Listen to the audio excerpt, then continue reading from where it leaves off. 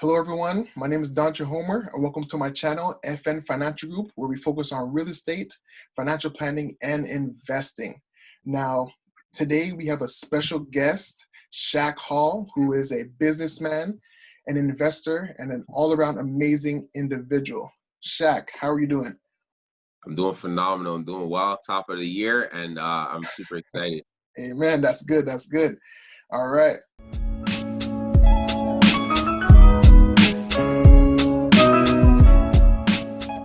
So before we get started, I would love for you to just introduce yourself to the audience. Okay, perfect. I go by the name of Shaq Hall, currently 26 years old, out of the Toronto, Canada area, and I am an avid investor. I like to call myself a serial entrepreneur as well too, multiple different businesses. I believe in multiple sources of income, and I do mainly most of it right now due to COVID-19, everything that's going on in this world digitally, and I literally make money by helping other people. So I help other people, get to their financial goals as well too, and kind of tell them and show them different ways that they can make money online as well. And I'm also a mentor, financial advisor, consultant, tutor as well too, as tutor kids with math specifically. And shout out to you and FN Financial as well for giving me more opportunity to help and impact as many lives as possible in terms of kids. And I truly believe, not only kids, but making money online in this digital space that we're currently in is another way that we can create a impact on this globe for generations to come. Absolutely, and that's amazing. And again, I want to thank you actually for accepting the offer. I came to you saying, "Hey, Shaq, I would love for you to be a tutor because I know you are an expert when it comes to the math. Because obviously, money, math, it correlates, and Yeah, you're with open arms and with an open heart, willing to do so, and you're able to change a lot of kids' lives. So I appreciate you so much for definitely. that." So now before we actually get into the all in all, sorry, my system is mash up. But anyways, It's all good, man. You're a wealthy guy. You're getting all the notifications and stuff. I got it. not yet. Phone blowing up, man. Speaking into existence. I appreciate it. But before we actually get into it, I actually would like to start off with icebreakers. So I'm going to ask you just 3 questions for you to, for the audience to get to know you a little bit more, and man, yeah, just get to a feel for you. So the first question is, who are the top 5 businessmen / women you look at for inspiration? Wow, love it. Um, it would have to be um Jay-Z. Okay. Um, it would have to be Elon Musk, Mm, who passed away, Steve Jobs, mm, the way how he presents and a bunch of other things. okay. Definitely, in my business, there's a gentleman by the name of David Imitier and Justin Owens. Those are the two, or those are kind of 5 that I kind of really, really study and understand how they do what they do to obtain what they have. That's amazing. That's amazing. I like that. I like that.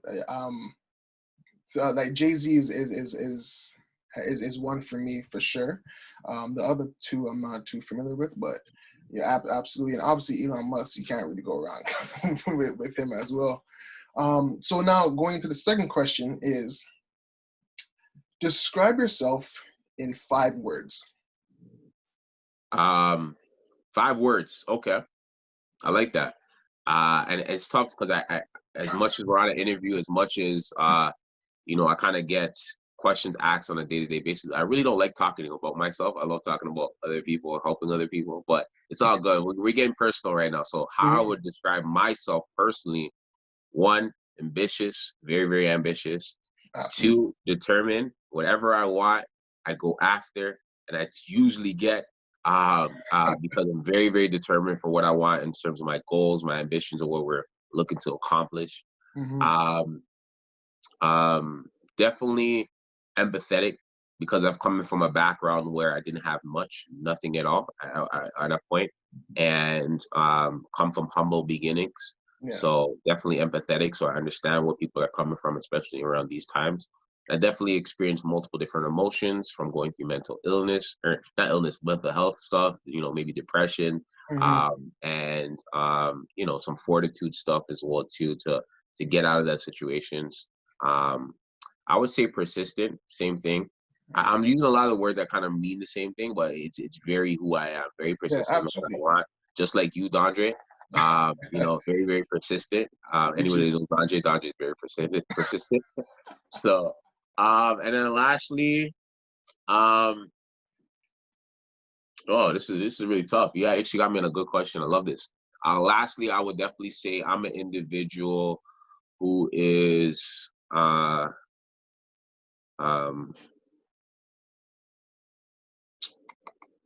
hmm, this last one's stumping me. I love when people give me compliments. I ain't talking about myself, man. I would say somebody last one I'll say is somebody who is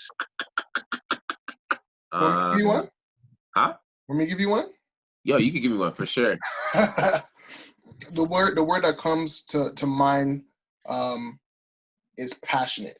There we go. You're very Thank you. I passionate love that. I love that. When I of speak, I try to get passionate, and you sometimes do. it hurts people's feelings. It's just I'm super passionate of everything that comes out of my mouth. Super passionate about just kind of shifting the culture and the way how people perceive not only their financial situations but how people perceive wealth in this day and age. So definitely very passionate. Love that. Thank you. Yeah, That's no definitely problem. what I would describe myself as well. No problem. Yes, you're definitely passionate, and I agree with this sympathetic as well because again, I'm an individual who came to you as well seeking for guidance, and you were very relatable, and I didn't feel as if you were bashing me in any way, shape, or form. Like you came like to the same level with me. Like, all right, no, I'm gonna come down. I'm gonna pick you up. Let's go through this together. So I truly appreciate that, and I agree with that. Um, so much. And the last question is, what is the first book that you would recommend to someone who's looking into getting into the entrepreneurial world? So a little kid or um, a young adult comes to you and say, "Hey, Shaq, you know what? I was listening to you speak, and you inspire me. I want to get into the entrepreneurial space and the entrepreneurial world. What is that one book, the first book that you're gonna recommend them to read so they can get some game?" That's really tough, man. There's so many phenomenal books that I love. Absolutely. Um, I would say the one that kind of shifted my mindset, and I know people probably hear me recommend this book over and over, but it allowed me to understand how rich and the wealthy think, and it was Rich Dad Poor Dad. I would definitely say that one, or another one would be really good from same author Robert Kiyosaki is 21st Century Business Oh, Business okay. Owner, something like that. 21st Century Business Owner. I didn't read that Is one that yet. what it's called? Yeah, I think it's called that. 21st Century. I can't remember the exact title, but 21st Century something. I think it's Business Owner or 21st Century Business by Robert Kiyosaki. Very, very good as well too. But I'll definitely definitely Rich write Dad that. Poor Dad, phenomenal book. I'll definitely write that book down because I don't think I read that book. For me, the first book that I would actually recommend to someone is for The 5 Second Rule by Mel Robbins. Oh, I've heard of that. I haven't read it personally, but I've heard That of book, I'm telling you, man, if you're someone who Lax suffers, Action. you know what I'm saying? Like for me, I suffer a lot from analysis paralysis. So I'm trying to like dig deep, even though the answer is right there. I'm like, okay, is this really the answer? And I'm here trying to, dive deep into whatever it is. But really and truly, you just have to take action and really move forward. And you're someone who actually helped me take action, move forward. And I guess I'll touch into that a little bit later. But yeah, that's definitely the first book I'll recommend someone, especially if they deal with, you know, analysis paralysis and they have a hard time making decisions. But on the topic of books, Simon Sinek is an individual that I look at as well. And one of his books is Start With Why. And that's where I want to start off with you is why did you get into the entrepreneurial world? Because for those who know you, those who don't know you, you worked in the financial space, in the corporate world, and you had your own office. You know what I'm saying? You were doing great for yourself. And I want to know how or why did you transition into the entrepreneurial world? Honestly, the entrepreneurship world transitioned into me. I'm gonna be real with you. Okay. It started from young ages, washing cars with my cousin and making a little extra money in the summertime, not knowing Mhm. what we're doing, but just having fun and understand there's another way to make money. And I Right. can buy my own candy or buy my own video games at the time or whatever the case may be, with the little money that I had that my mom didn't want to give it to or didn't have the means to actually, do that on a surplus amount of money because everything was literally going to expenses. Then I broke my phone. I had a BlackBerry at the time, and opportunity came where I went to a store and they tried to charge me too much. And me being cheap, me being a university student, saying, "Listen, I'm gonna find a way to do it myself." Looked it up online, got the parts, fixed it, created a business out of that just off of fixing my phone, and then created a brand. So entrepreneurship kind of found me. And I knew that too. Even working my 9 to 5, I knew I wasn't going to stay too long because I wasn't happy. Right? They Mhm. tell you to go to school, get good grades, and get a good job. I did all of that. Got good grades, graduated with honors from university, Okay. ended up going to getting a good job at a bank. Mhm. Had my own office, as you mentioned before. But the problem was I wasn't happy. That didn't bring me any happiness. Right. I wasn't compensated for my value as well too. And I Mhm. knew that the people who I looked up to were all entrepreneurs. We're Okay. all somebody who created multiple sources of income. We're all people who bet on themselves. Mhm. Again, I don't knock 9 to 5 because somebody got to work, right? Absolutely. We got to make our economy go. People got to work, but I just knew I was just bigger than that personally, and I knew as Mhm. an entrepreneur I could create multiple different avenues to help other people, and fill a gap, a void that's in our economy that's missing. And I truly believe that's what entrepreneurs are. Entrepreneurs are people who find problems and issues and fill Mhm. a gap or void and help individuals and help people fill that. And are real life firefighters, right? We deal with a lot of problems on a day-to-day basis that we have to continuously out and continuously figure out things to get it better and continuously grow. Absolutely. I love that. I love that. That's a bar right there. It found you. And I like that. And I'm happy that you shared, going into, starting off with cars, washing cars with your cousin in the summertime, getting candy and, creating that life for yourself in a sense, because like I can speak for myself as well.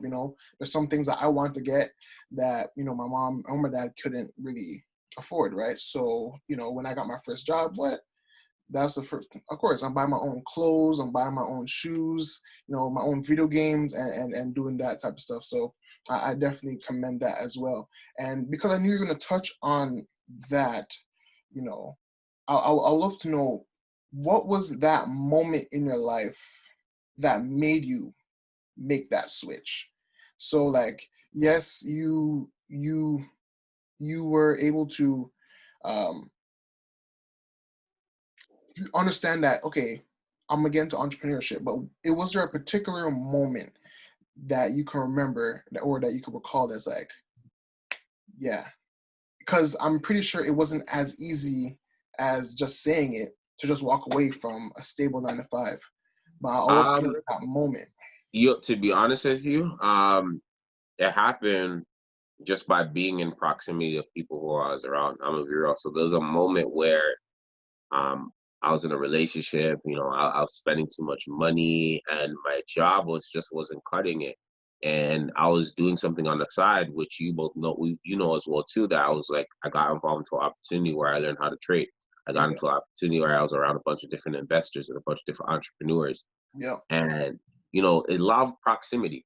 So being around people who are entrepreneurs who are making money for themselves, who are making six figures, passively, it kind of shifted me. It's like, all right, this is what I gotta Mhm. do.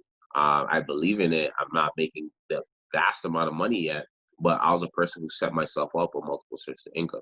So I knew I would be able to survive, and I was able to cover my monthly expenses. And also, Mhm. I was good at saving, so I had a couple months saved up for expenses. And it was a tough jump to do, but I realized in life, in order to stop suffering from that analysis paralysis, you just got to take action. You got to jump into that pool and There you figure out if you can sink or swim.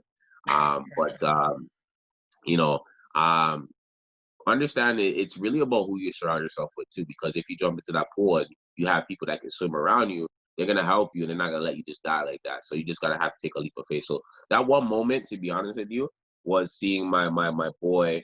I'll give him a shout out, Andre Gordon, go from having businesses not really successful and going to making six figures plus in less than a year.